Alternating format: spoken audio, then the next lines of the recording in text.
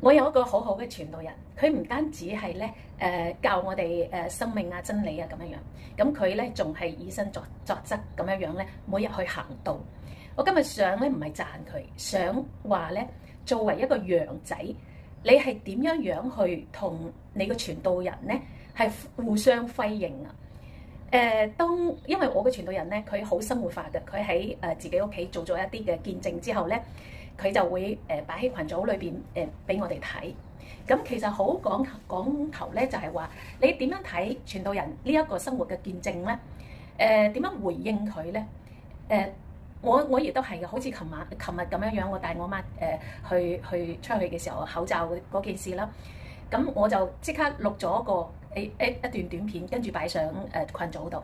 你睇個傳道人咧係點樣回應我，我就學住佢係點樣回應佢咁樣樣。咁大家係互相配合嗱。我就係講我戴口罩，後尾我誠實啦咁樣樣。咁傳道人咧就會揾一段經文，就係話俾我聽，即係誠實啊、智慧啊、係當中嘅行道啊嘛。你係實實在在就係學咗呢段嘢，就係用喺呢度。呢個就係你喺生活上面嘅祝福啦咁樣樣。咁好啦，到咗夜晚黑咧，佢又擺咗一段佢生活嘅見證喎。就係佢又係帶佢媽媽讀經啊，咁佢媽媽每日都讀經，佢點樣做一啲大字版嘅聖經俾媽媽睇咁樣樣啦。咁你睇下咧，其實回應嘅人咧係點樣回應法咧？好多人咧都係，哎呀你係乖乖女啊，好多人讚佢啊，好孝順啊你，你阿媽真係有你啊，真係福氣嚟㗎即係你阿媽真係好幸福啊，全部都係呢類嘅回應，即係同普通嗰啲唔係基督徒嘅人差唔多嘅回應啦，我覺得係。咁但係呢啲回應咧，你睇上嚟咧就好似係小事嚟嘅喎，係正常啦。大家豎起個手指咧係好孝順啊嘛，對你阿媽好好嘛。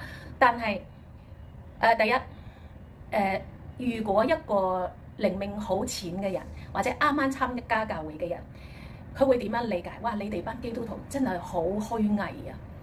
咁唔係基督徒嗰啲人都做到孝順啦，係咪先？呢啲咁小事攞出嚟俾人讚，咁即係佢唔出聲，即係呢個人旁觀嘅人，佢唔出聲喎，佢會有一種咁嘅觀感，即係佢企喺一個非宗教嘅立場，可能佢會有負面嘅。你哋好虛偽。另外一啲咧就係話，有啲嘅人會點咧？你個傳道人好中意炫耀，好中意高舉自己。佢高舉自己咩？佢係教緊你行道啊！咁所以羊仔嘅回應咧係好緊要嘅。如果你咁樣不斷即係吹捧呢個傳道人個人嘅時候咧，你會俾其他嘅誤會呢個傳道人係一個虛榮，係一個炫耀自己嘅，係一個高舉自己嘅人，就係咁嚟㗎啦。所以當傳道人有一啲嘅見證嘅時候，其實我哋首先應該諗到嘅，佢行緊聖經嘅邊一個道，咁樣咧就大家咧就其實都係對傳道人嘅一個保護啊！如果唔係咧，即係就好多是非生咗出嚟㗎啦。